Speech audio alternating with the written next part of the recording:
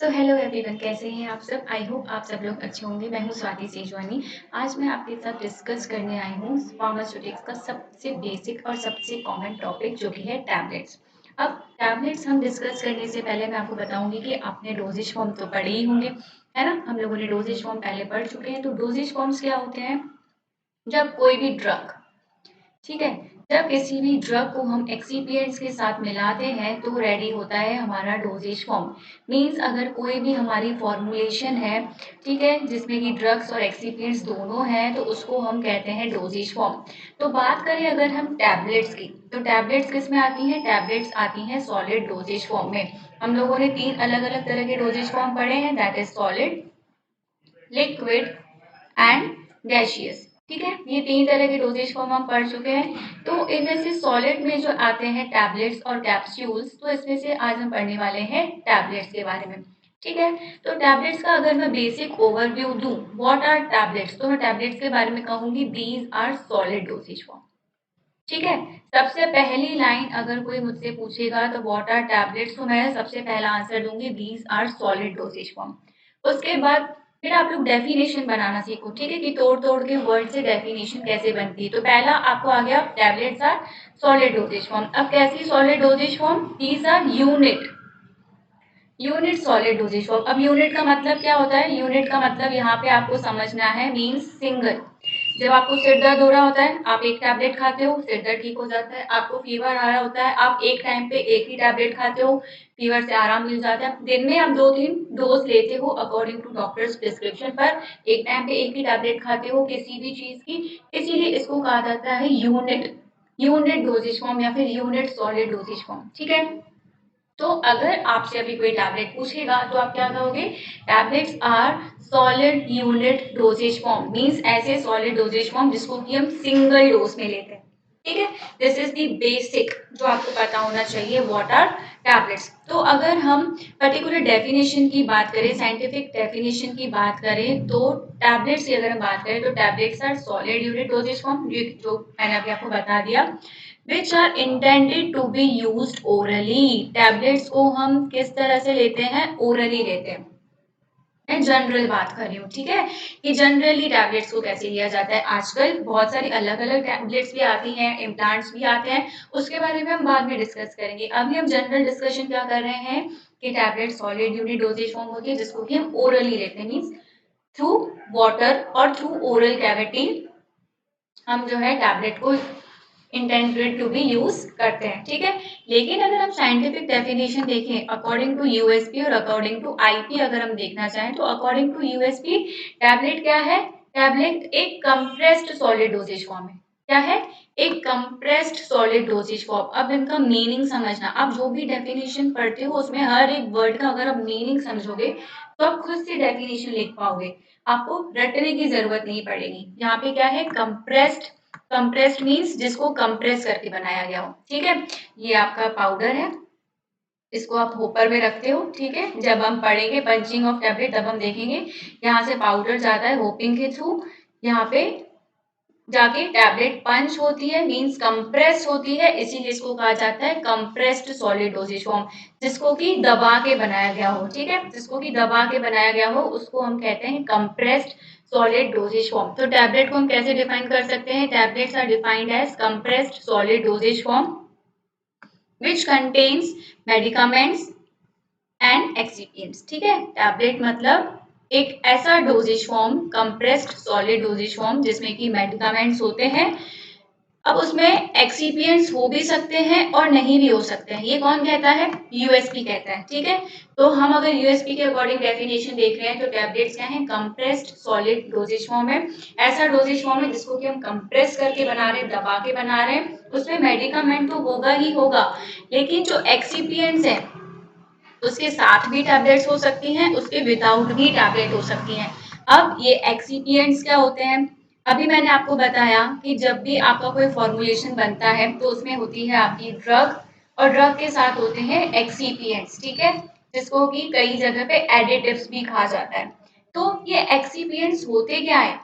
जब कोई फॉर्मुलेशन बनता है उसमें जो ड्रग की क्वांटिटी होती है वो बहुत कम होती है, बहुत माइनर होती है ड्रग की क्वांटिटी।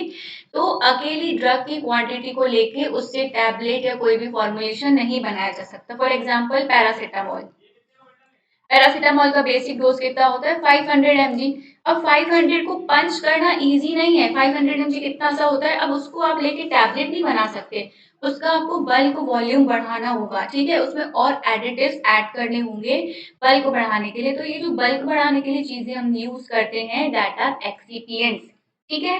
तो मीन्स आपकी ड्रग हो गई, फॉर एग्जाम्पल पैरासीटामोल हो गया, उसके साथ आपने एक्सीपिएंट्स मिलाए, तो ये दोनों मिलके क्या बनाते हैं, आपका फॉर्मुलेशन, आपका डोजेज फॉर्म, ठीक है।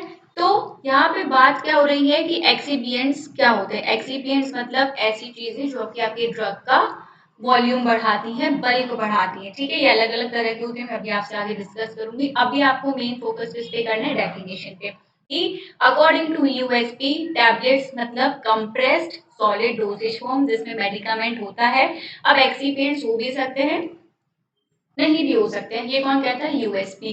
बात करें अगर हम आईपी की, इंडियन फार्माकोपिया की, तो इंडियन फार्माकोपिया क्या कहता है कि फार्मास्यूटिकल टैबलेट्स क्या है, सॉलिड होती हैं, ये तो हमने शुरू में ही पढ़ लिया, सॉलिड होती हैं, फ्लैट होती हैं। अब टैबलेट्स जो है अलग अलग होती हैं, कई टैबलेट्स आपको ऐसी फ्लैट सी मिलेंगी, ठीक है, कई टैबलेट्स आपको ऐसी बाय कॉन्वेक्स मिलेंगी, मीन्स कैसी मिलेंगी, ऐसी मिलेंगी, ठीक है। कई टैबलेट्स आपको ऐसी मिलेंगी, कई आपको ऑब्लॉन्ग मिलेंगी। तो आईपी का कहना है कि टैबलेट्स सॉलिड तो होती हैं लेकिन इसके साथ साथ वो फ्लैट भी होती हैं, बाय कॉन्वेक्स भी हो सकती हैं, और यूनिट डोजेज फॉर्म होती हैं, ठीक है। यूनिट डोजेज फॉर्म मतलब जो सिंगल टाइम पे हम सिंगल लेते हैं। Prepared by compressing a drug or a mixture of drugs with or without diluents, जिसको भी बनाया जाता है ड्रग को कंप्रेस करके या फिर बहुत सारी ड्रग्स का मिक्सचर लेके उसको कंप्रेस करके, और उसके साथ मिक्स किए जाते हैं डाइल्यूएंट्स। अब ये डाइल्यूएंट्स वर्ड क्या है, डाइल्यूएंट्स, एडिटिव्स, एक्सीपिएंट्स, तीनों सेम चीज है, ठीक है। अब आईपी और यूएसपी की डेफिनेशन अगर आप कंपेयर करोगे तो दोनों बहुत ही ज्यादा सिमिलर हैं। इन शॉर्ट अगर हम कहें तो tablets are compressed solid unit dosage form contain medicaments with or without excipients, ठीक है। अगर हम कॉमन लैंग्वेज में कहें तो हम ये टैबलेट की डेफिनेशन लिख सकते हैं। अगर बात करें हम एक्सीपिएंट्स की कि एक्सीपिएंट्स क्या होते हैं, तो एक्सीपिएंट्स ये अलग अलग तरह के होते हैं जो कि टैबलेट की फॉर्मुलेशन में यूज होते हैं। यहाँ पे मैंने लिखे हुए हैं। सबसे पहले जैसे कि यूज होते हैं डाइल्यूएंट्स। डाइल्यूट क्या करते हैं, फिलर की तरह काम करते हैं, मींस जो आपकी टैबलेट है उसका बल्क को बढ़ाते हैं, ठीक है। इसका बेस्ट एग्जांपल, कॉमन एग्जांपल देखा जाता है लैक्टोज।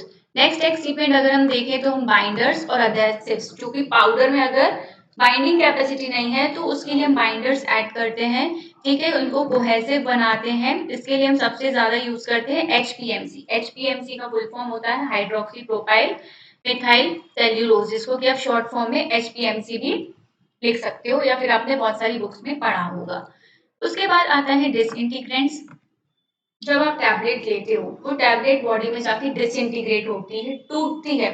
क्यों टूटती है, क्योंकि उसमें डिसइंटीग्रेटिंग एजेंट्स होते हैं, डिसइंटीग्रेंट्स होते हैं, जो कि टैबलेट को बॉडी में जाने के बाद ब्रेकअप करने में हेल्प करते हैं। उसके लिए हम बहुत सारे अलग अलग डिसइंटीग्रेंट्स यूज करते हैं, जैसे स्टार्च, क्लेस, एल्जिनेट। फिर हम यूज करते हैं नेक्स्ट हमारा ल्यूब्रिकेंट।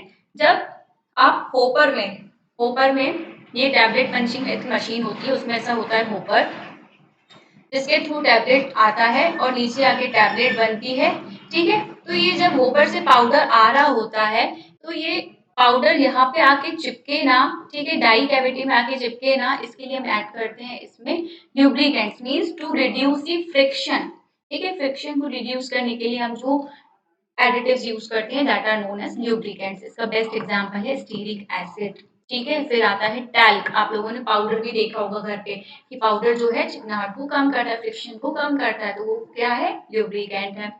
नेक्स्ट हम यूज करते हैं एंटी एडरेंट्स, मीन्स आपके जो टैबलेट के ग्रेन्यूल्स हैं, टैबलेट बनाने से पहले हमें ग्रेन्यूल्स बनते हैं, तो जो टैबलेट के ग्रेन्यूल्स हैं वो, ये आपकी जो डाई है, ठीक है, इसमें जाके चिपके ना, इसके लिए हम ऐड करते हैं एंटी एडरेंट्स। इसमें भी एग्जांपल है टैल्क का, ठीक है, पॉलीइथाइलिन ग्लाइकॉल का। नेक्स्ट आते हैं ग्लाइडेंट्स। ग्लाइडेंट्स क्या करते हैं, आपके जो ग्रेन्यूल्स है उसके फ्लो को बढ़ाते हैं।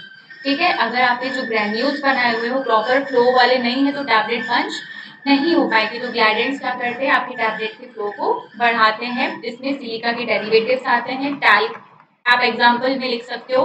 नेक्स्ट आते हैं colouring agent, flavouring agent, sweeteners. ठीक है, तो कलरिंग एजेंट हम यूज करते हैं आपकी टैबलेट को एक अच्छा सा एलिगेंट कलर देने के लिए। फ्लेवर्स हम यूज करते हैं अगर आपकी टैबलेट में कोई बिटर टेस्ट है, ठीक है, कोई अनवांटेड फ्लेवर है, ठीक है, कोई अनवांटेड चीज है, तो उसके लिए हम यूज करते हैं फ्लेवर्स। स्वीटनर्स हम यूज करते हैं जनरली शुगर कोटेड टैबलेट्स में, या फिर जो हम बच्चों के लिए टैबलेट बनाते हैं उनमें हम स्वीटनर्स मोस्टली यूज करते हैं, ताकि जो आपकी टैबलेट है वो स्वीट रहे, थोड़ी सी टेस्ट में, ज्यादा नहीं। तो जो भी हम कलर्स, फ्लेवर्स और स्वीटनर्स यूज करते हैं वो एफडीसी ग्रेड के यूज करते हैं। ठीक है, एफडीसी ग्रेड के अलावा कोई भी हम कलरिंग एजेंट, फ्लेवरिंग एजेंट और स्वीटनिंग एजेंट ऐड नहीं कर सकते। तो इसके लिए हम अलग अलग तरह की डाइज और लेक्स यूज करते हैं कलरिंग के लिए। ठीक है, फ्लेवर्स के हम बबल गम, स्ट्रॉबेरी, वनीला, ये सारे फ्लेवर्स यूज करते हैं। स्वीटनिंग एजेंट्स के लिए हम एस्पार्टेम, सैकरिन, मैनिटॉल, ये सब कुछ यूज करते हैं। This is all about today. Rest we will discuss later. Thank you so much.